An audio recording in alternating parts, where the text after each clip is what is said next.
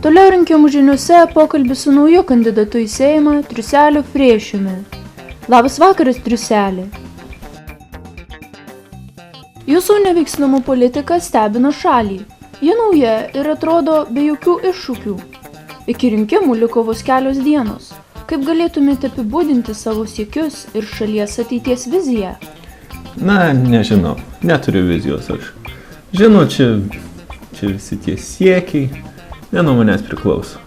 Šitoj šaly yra nepakeičiamas blogis ir aš nesiruošiu čia kažką tai kovoti. Kodėl?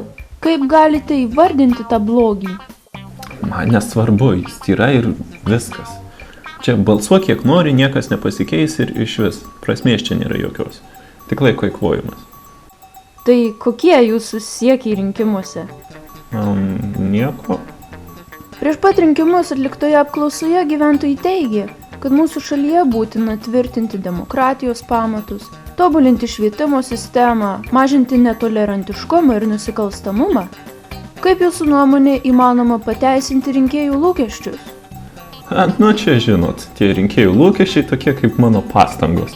0. Aš nieko nedarysiu. Man absoliučiai vienodai kas, ko ten kam kiek reikia ir kaip turi būti. Man nepriklauso situaciją keist, aš vienas negaliu padaryti, sistema bloga ir galiu tik sėdėti rankas sudėjęs. Viskas. Ir paskutinis klausimas.